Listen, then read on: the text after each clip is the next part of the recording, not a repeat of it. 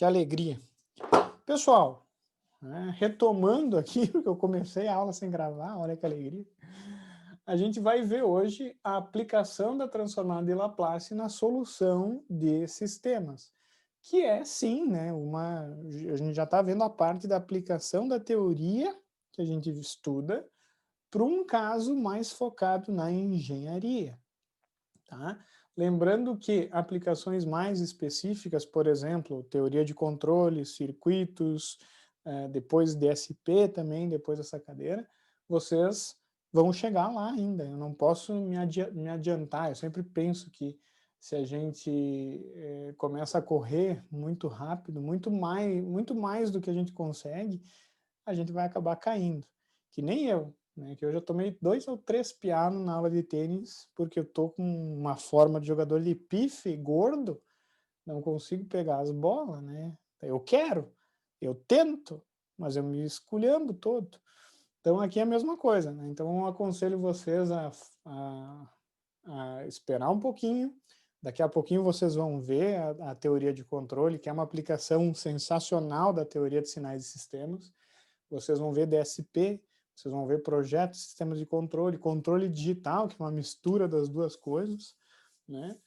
Então, por enquanto, o que a gente vai ficar fazendo aqui? A gente vai ficar analisando a resposta de sistemas, nesse primeiro momento, e depois, na última parte da disciplina, a gente vai também estudar uma representação alternativa de sinais, que é muito importante, que é o espectro, tá?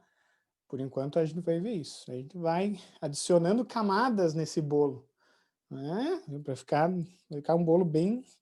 Olha só o gordinho falando, só pensa no gordinho em comida, por favor. Esse é o exercício da prova, né, do nosso trabalho 1, né? Literalmente o mesmo caso. Tá? E eu tenho aqui uma aplicação prática muito parecida. Tá?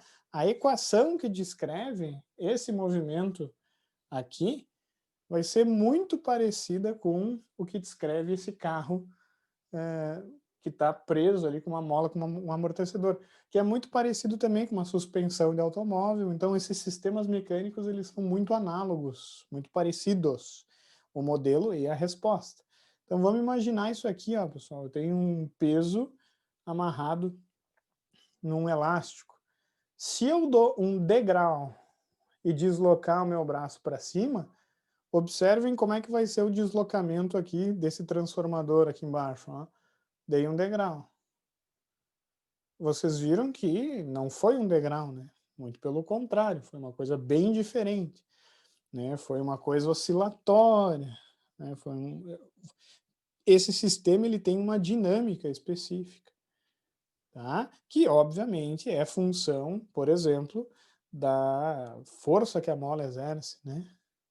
Também é função do fluido que a gente tem ao redor. Se eu faço isso na água, dentro da água, eu vou ter uma resposta completamente diferente, né? Por quê? Porque eu tenho forças diferentes atuando também no... Eu tenho, na verdade, coeficientes diferentes, né, para o sistema, inclusive. Então, a gente vai ficar nessa disciplina trabalhando, analisando os sisteminhas, entendendo a resposta, entendendo a relação entre os polos do sistema, por exemplo, com a resposta que a gente vai observar. Tá? Então, o que acontece? Na prova, eu falei que f de t era um degrau. Né? Escrevi isso. A partir do tempo zero se aplica uma força constante de 1 newton. Né? Então, o f de t é igual a u de t, newtons. Né? Então, eu dou um puxão e fico segurando. Né? Fico exercendo uma força de 1 newton sobre essa massa. É óbvio que quando eu dou o puxão, a mola vai exercer uma força contrária, assim também como o amortecedor. Né? Então, na verdade, eu vou puxar se esse carinha não existisse aqui, ó, essa massa ia ficar em movimento eternamente. Mas daí, como eu tenho uma força contrária, vai chegar um momento em que essa massa vai se equilibrar, digamos assim. Pensa só, eu estou literalmente puxando, se eu estou fazendo o meu crossfit, se eu estou fazendo lá sei lá, qualquer exercício com aqueles elásticos lá, eu não consigo puxar para frente, para sempre, né? Vamos imaginar que o elástico não arrebente. Vai chegar um momento que o elástico faz tanta força que eu não consigo puxar mais. Tá? Então, vocês têm que interpretar o sistema mecânico e ver se a resposta que vocês vão obter faz sentido. O meu objetivo aqui é encontrar o x de t, dado que eu tenho essa força. E o modelo, o equacionamento, já é fornecido. Né? O equacionamento desse carinha aqui vai ser mx dois pontos mais bx ponto mais kx, isso é igual a f de t. Essa é a equação diferencial que modela esse sistema. Muito interessante, ó. Para encontrar isso aqui, a gente faz o que a gente vai fazer o que a gente... Não, a gente faz o que a gente chama de... porra, tem um nome agora... Balanço, não sei das quantas. É uma teoria lá da mecânica. Tá? Depois eu apago isso aí que eu não me lembro do nome. Que na verdade o somatório das forças atuantes no corpo é igual a massa vezes aceleração. Tá? Então, se eu isolar a massa vezes aceleração, que é massa vezes x, que é a derivada segunda, isso aqui, x dois pontos, é a derivada segunda do deslocamento, né? Se eu olhar, eu vou ficar com isso aqui é igual a F de t, que é essa força, menos Kx, que é a força da mola, menos Bx ponto, que é a força que o amortecedor exerce. Só para vocês verem a aplicação mesmo, né? Entender isso, né?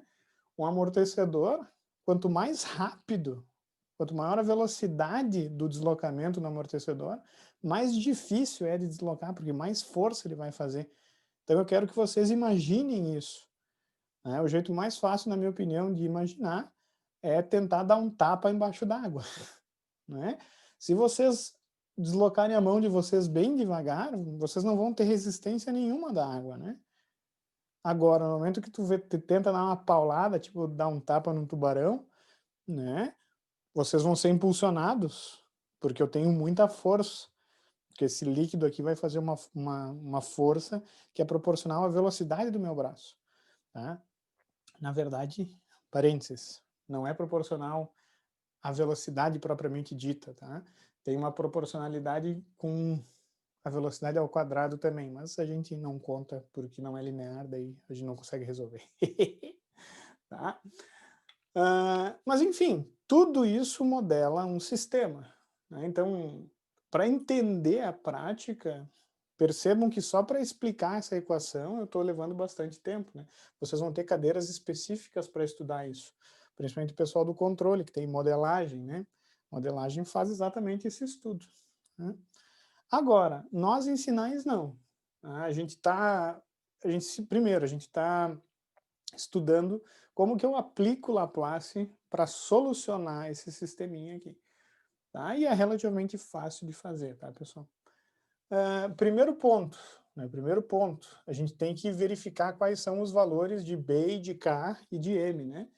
Vamos imaginar que o M é igual a 1, o meu B é igual a, sei lá, vou colocar aqui B igual a 2, não, vamos colocar B igual a 4 e K é igual a 3.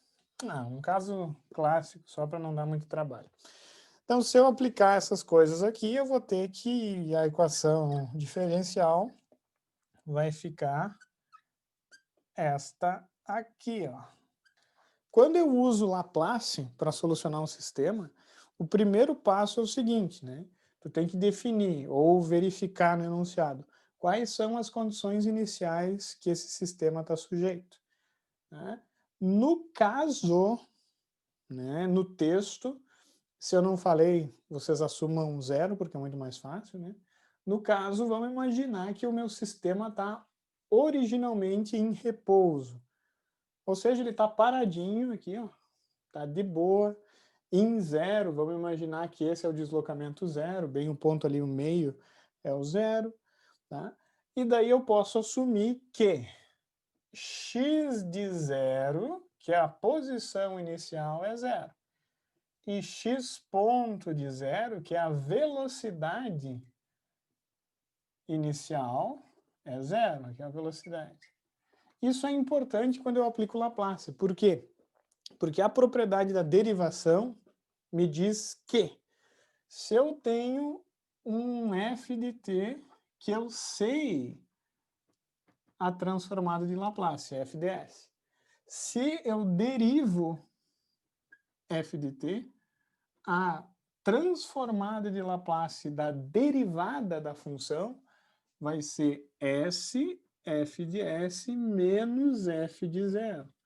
Tá? Então, as condições iniciais entram nessa propriedade. E se essas condições iniciais não forem nulas, eu tenho que substituir ali. Um detalhe bem importante, eu espero que vocês já tenham visto as aulas, né? Essa aqui é uma aula de revisão, aplicação, sei lá.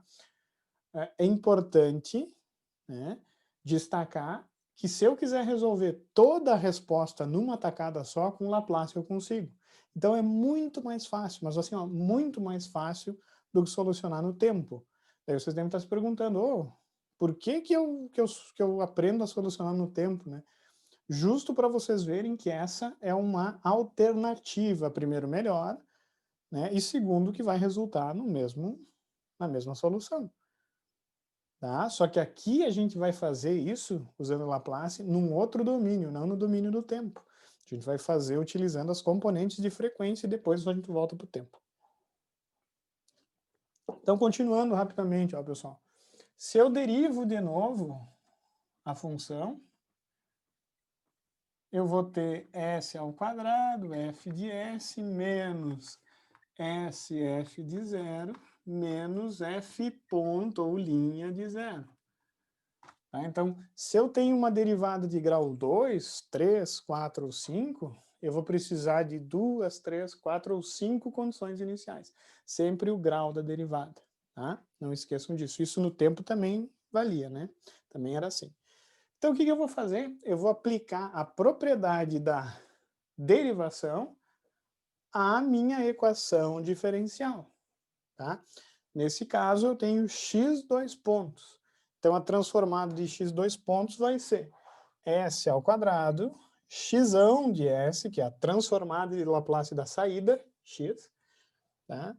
Menos, e eu até vou fazer isso, tá? Depois eu zero elas, menos sx de zero, menos x ponto de zero. Viu, professor? Diga, Ali naquela derivada segunda, o manda. último ali, f de zero é derivada? F' aqui? F ponto? F', né? Isso, F'. Ah, tá, beleza. Coloquei a linha porque vocês têm mais dificuldade com o ponto, né? Não, acho que o professor de matemática aplicada gostava de linha, né? É, a gente tem mais questão de usar linha. É, né? Mas é só a questão de realmente nomenclatura, né? Tem Não, tá uma... tranquilo. Eu sei, mas só para aproveitar o gancho. Tem uma distinção histórica, né? Se não me falha a memória, o ponto era usado mais em problemas da física, né? E os matemáticos gostavam mais da simbologia com o D, né? Mas isso eu li em algum lugar, eu não tenho certeza, então também não assumam como uma verdade absoluta, porque eu posso estar falando merda aqui. Então tá. Então, tudo isso aqui é a transformada desse carinha aqui, x dois pontos. Tá? Percebam que eu coloquei aqui o zero, porque não é t, é condição inicial. Isso aqui, na verdade, como eu sou engenheiro, eu não coloco zero menos. Eu boto zero porque eu sei que zero é a condição inicial. Mas tem que tomar cuidado, tá? Se quer ser correto matematicamente, a condição inicial é em zero menos, é antes de zero. Só que infinitesimalmente antes. Então, já foi a primeira. Segunda aqui, mais 4, e eu vou aplicar esse carinha aqui. Então, vai ficar sx de s menos x de zero. Tá? E sigo o baile. Mais 3x de s, a transformada de x é x de S. X de t é x de S. Isso aqui é igual a Fzão de S, né? Transformada de f de t a f de S. Chegou nesse ponto, o que tu vai fazer? Substituir as condições iniciais. Tá? E que, para nossa graça de Deus, é zero. Né? Então, nesse exemplo, como eu coloquei aqui, ó, que as condições iniciais são nulas, esse móvel aqui, ele inicia em repouso, é como se eu estivesse estudando essa furadeira aqui, ela está em repouso, tranquila. O eixo aqui está parado, ele não está sujeito a nenhuma velocidade, e daí eu vou ligar. Tá? Então as condições iniciais são nulas desse sistema. E é um caso extremamente comum, honestamente. Muito mais comum, eu resolvi muito mais problemas com condições nulas do que não nulas. Por quê? Porque como eu sou professor de controle, a gente está muito mais interessado no controle clássico em saber como o sistema reage a uma entrada. Seja uma referência que eu queira seguir, seja um distúrbio que eu quero evitar. Parênteses aqui para vocês. O Nelson estava falando sobre o LM7805, né? O 7805 tem uma entrada de distúrbio, que a gente chama, que é a tensão de entrada. A saída do 7805 fica cravada em 5 volts, desde que a tensão na entrada seja maior do que 7 ponto alguma coisa, acho que 7.5. Mas enfim.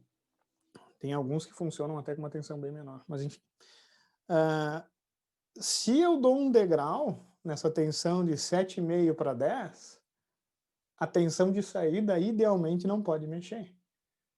Tá? Então, na verdade, eu posso estudar a reação do 7805 a uma entrada a degrau, que varia de 7,5 até 10. E, na verdade, vocês vão ver que a maioria dos sistemas lineares eu posso trazer esse sinal de 7,5 para 0. E estudar como vai ser a reação do meu sistema. Tá? Então, na prática, se faz esses deslocamentos, que são mudanças de variáveis, que a gente chama. Tá? Então, a maioria dos estudos são feitos com condições iniciais nulas, tá, pessoal? Mas é só uma observação, pelo menos em controle clássico. Tá? Em controle moderno ou controle não linear, daí é outros 500. O que acontece? Condições iniciais zeradas, né? O problema fica bem mais fácil. Então, reorganizando, eu vou ter S ao quadrado, x de S, mais 4sx de S, mais 3x de S. Isso é igual a f de S.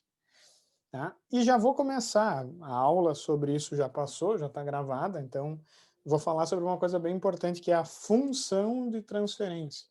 Pessoal, sempre que eu estudo a resposta do meu sistema para condições iniciais nulas, eu posso chegar numa equação que é conhecida como função de transferência.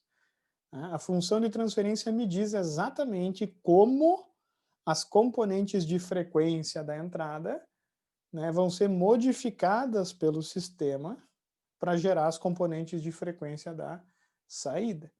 Tá? Em resumo, a função de transferência me diz como que o sistema responde para exponenciais.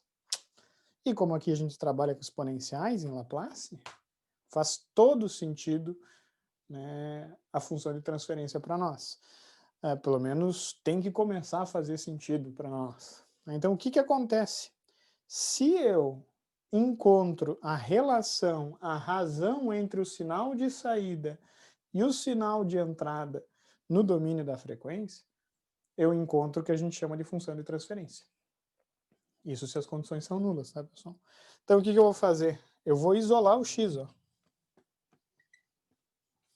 S ao quadrado mais 4s mais 3, isso é igual a f de s. Percebam que eu nem substituí o f de s ainda, né? Eu deixei ele f de s, porque não importa por enquanto, né? Depois substitui ele, depois a gente vai substituir. Por enquanto, eu vou deixar ele ali, ó. Então, o que acontece? Se eu levar ele para cima, aqui, uau! E encontrar a razão entre a saída, que é o x aqui, tem que cuidar. Esse é um exemplo que pode confundir pelo nome das variáveis, mas não deve. A saída desse sistema é x. A entrada desse sistema é f. F. Tá? Então, x sobre f vai ser igual ao quê? Ó? Vai ser 1 sobre s ao quadrado mais 4s mais 3, né? Isso, essa relação para a condição inicial nula é conhecida como função de transferência. FT para abreviar, né? Função de transferência. E ela é muito importante, assim, ó, muito. A gente nem vai trabalhar muito com ela aqui em sinais, infelizmente. Mas em controle, próxima disciplina, disciplina que sinais é pré-requisito, a função, a gente só vai trabalhar com a função de transferência. Por quê? Porque a função de transferência, ela me dá um modelo no domínio da frequência, né, da entrada em relação à saída. Né? Na verdade, eu posso imaginar isso aqui dessa maneira. Ó. Eu posso imaginar ela como um ganho, a função de transferência literalmente como um ganho no domínio da frequência.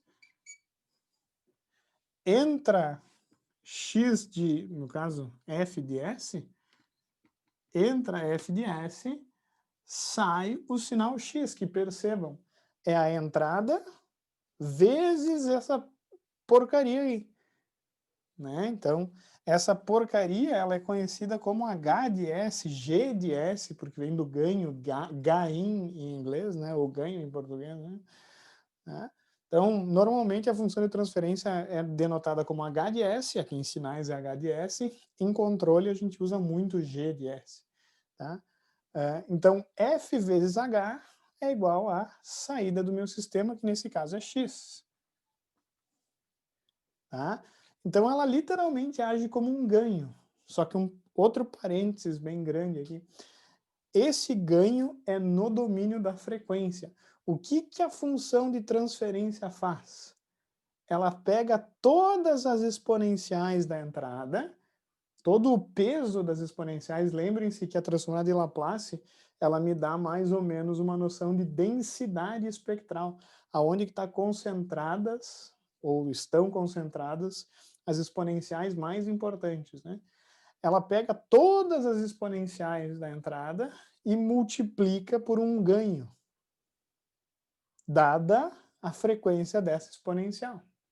Aqui não tem S, né? Dada a frequência da exponencial. Tá? Muita gente diz mapear, né? Estou mapeando. E, na verdade, todas essas exponenciais elas vão ser modificadas pela resposta do sistema para essas exponenciais para gerar a saída. Então é uma loucura o que está acontecendo aqui, honestamente. Tá? Mas a gente usa muito mais como uma ferramenta aqui na engenharia do que a gente se preocupa com isso. Eu acho muito importante se preocupar com isso. Pelo menos entender por cima como que a transformada de Laplace e a função de transferência consegue fazer, né? Ou por que a gente consegue usar as propriedades de maneira tão fácil. Né? Então, só para dar uma explicação bem simples do que está acontecendo. Então, o que acontece? Essa função de transferência, ela é a descrição do meu sistema, né, pensando em entrada e saída, né, no domínio da frequência. Ela é tão importante quanto a resposta impulsiva no tempo. Tão importante porque, na verdade, a função de transferência é a transformada de Laplace do impulso, da resposta impulsiva do meu sistema. Tá? Então, para vocês verem como ela tem relação íntima com a resposta, em como o sistema reage a um sinal na sua entrada, né? Só que no domínio da frequência. Tá? E vocês devem ter visto, o professor, inclusive, de matemática aplicada deve ter falado, que essa função de transferência tem pontos singulares, tem valores de S que são importantes para essa função. Tá? Quais são os valores singulares? Quais são os valores singulares importantes? Os valores que zeram e os valores que fazem a função TD para infinito. Tá? Os valores que zeram a função de transferência são conhecidos como zeros. Quase que eu falei o contrário. Então, temos que retomar, né? Os valores de S, né? Eu até posso chamar isso aqui, ó, de H, dá um nome qualquer. Se quiserem chamar de G, de Jeromel, fiquem à vontade. Quiser chamar de I ou Y, não sei, de Yuri, de Isaac, não de Yuri, de Isaac, fiquem à vontade, tá? A gente chama de H ou de G, normalmente.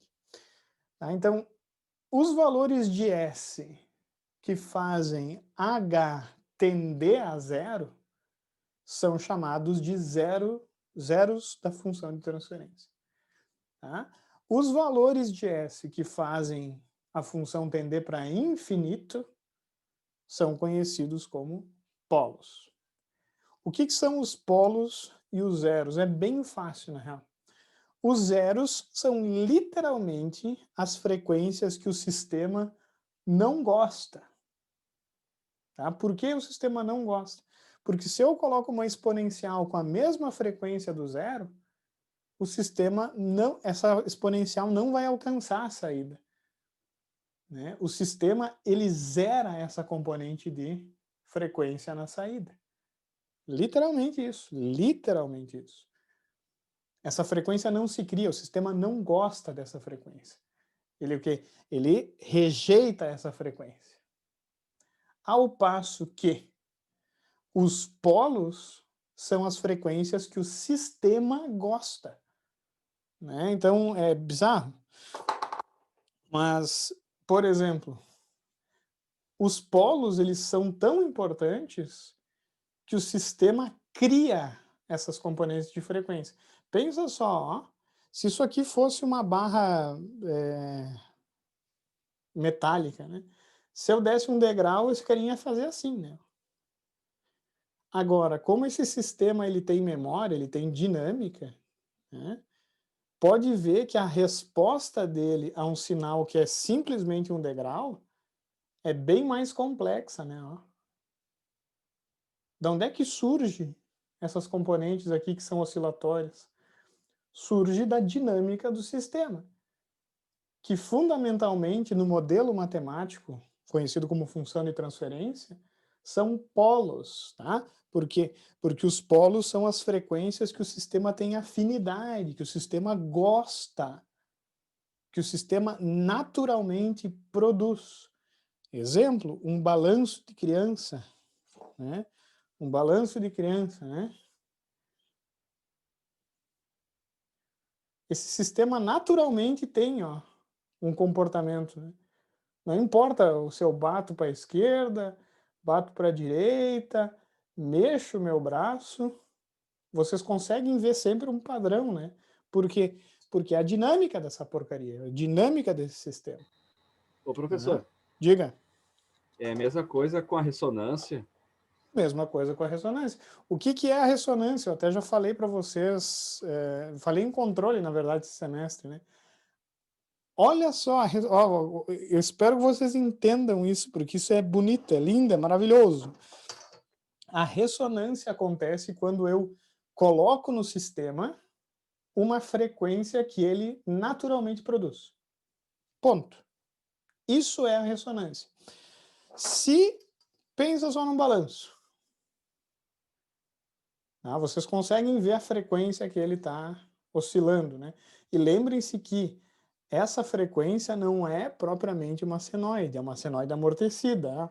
Ele tende a zero. Tá? Então, são polos complexos que estão no semiplano esquerdo, não esqueça. Mas, o que acontece se eu colocar uma entrada, olha a minha mão, ó. Se eu coloco uma entrada que tem a mesma frequência, tá vendo como o sistema reage de maneira extremamente forte a esse sinal? Né? O LAT, a nossa bibliografia, faz uma analogia muito boa. Eu achava terrível no início, mas ela é boa, se tu for avaliar. Tipo assim, Ô Marcelo, o que tu gosta de beber aí, quando tu sai? Cerveja. Cerveja. Tu vai negar uma ceva se eu te der?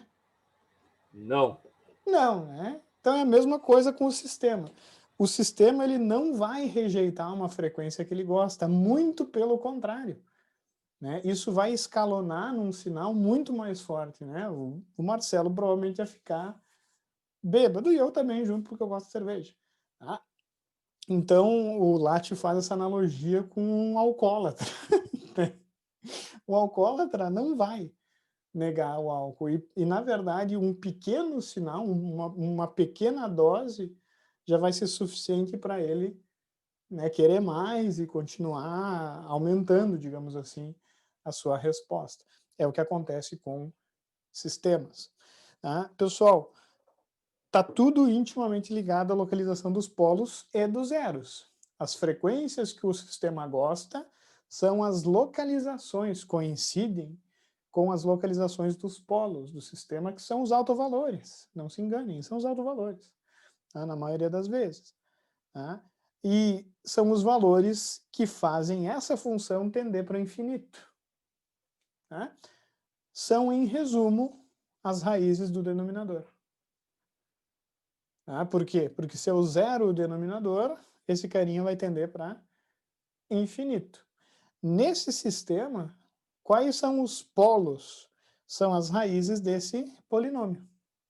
São as raízes de s ao quadrado mais 4 mais 3, que, se eu não me engano, são menos 2 e menos 1. Esse é um sistema que não oscila como esse aqui. Ó. Tá? E eu até posso fazer um sistema que não oscila. É só apertar um pouco aqui em cima, aumentar o amortecimento. Ó. Tá vendo? Que ele fez assim, ó, e parou. Ele não chegou a oscilar. Agora, se eu afrouxo, o sistema começa a oscilar muito mais. Por quê? Porque muda a localização dos polos do meu sistema. Tá? Então, entender quais são as frequências que o sistema gosta e quais são as frequências que o sistema não gosta é literalmente a chave para entender ressonância, para entender filtros. Por que um filtro responde de uma maneira para um sinal de, sei lá, 60 Hz e de uma maneira diferente para um sinal de 10K? Por quê? Porque ele reage diferente para cada componente de frequência que eu enfiar nele. Né? A não ser que ele não tenha dinâmica. Né? Porque por exemplo, né, esse sistema aqui, ó, se eu tenho saída... Eu sei que eu estou viajando, mas eu vou aproveitar que eu estou inspirado e vou continuar. Saída de S sobre entrada de S é igual a 10. O que isso significa? Que esse sistema reage sempre da mesma maneira para qualquer componente de frequência. Ele sempre vai dar um ganho de 10 vezes, não importa se o sinal for uma exponencial e na menos 2t, se o sinal for um seno, ele sempre reage da mesma maneira. Ele não tem dinâmica, na real. Tá? Agora, esse sistema não. Esse sisteminha, ele vai, para cada S, ele responde de uma maneira diferente. Né? Então, é uma coisa bem interessante. Então, eu quero que vocês comecem a ver a função de transferência nesse sentido, tá? Porque lá em controle, a gente não está muito interessado em calcule a resposta do sistema, embora eu vá fazer exercício sobre isso lá também. A gente está muito mais interessado em, onde é que estão os polos, onde é que estão os zeros? Eu sei que esse carinha vai ter um polo perto da origem, então eu já sei mais ou menos como ele vai responder. Então é esse tino, é essa coisa que a gente vai ter que ter lá em controle. Só que a gente só tem isso depois de ver toda essa porcaria de teoria, né?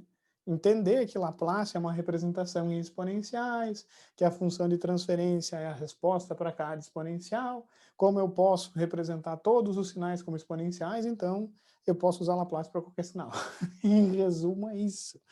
Tá? Se eu fosse continuar esse exercício, que eu vou deixar até como tema de casa, pelo horário que a gente se encontra agora, né?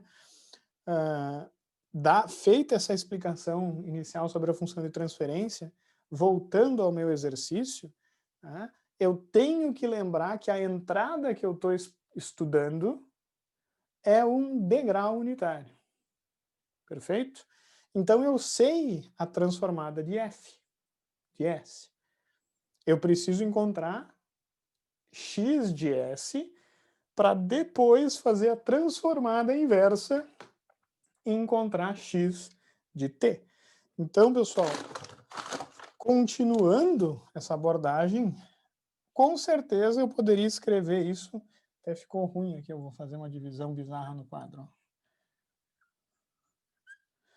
Continuando esse exercício, eu ficaria com x de s igual a entrada vezes a minha função de transferência. Tá? Como f de t igual ao de t, f de s vai ser igual a 1 sobre s, está tabelado. A transformada do degrau unitário é 1 sobre s. Então, tu traz essa transformada para cá. Então, meu x de s vai ficar 1 sobre s vezes 1 sobre s ao quadrado mais 4s mais 3. Só que antes de continuar, pessoal, eu quero até colocar aqui quais são os polos desse sistema, né? Acabei que eu nem anotei. Os polos desse sistema são menos 1 e menos 3. Tá? Então, o que acontece? Esse polinômio eu posso fatorar em s mais 1, s mais 3. Tá? Então, vai ficar o quê? 1 sobre s, s mais 1, s mais 3.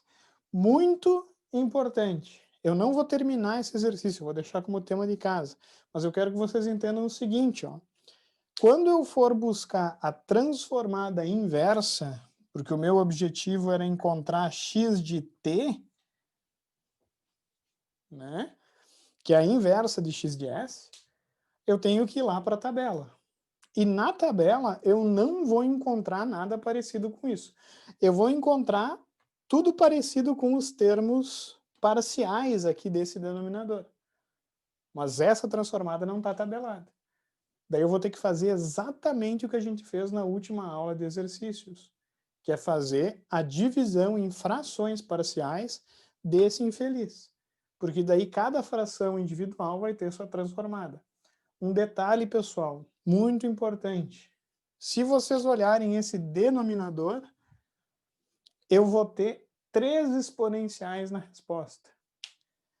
E na menos 3, t, e na menos 1, t, e e na 0, t. Muito importante.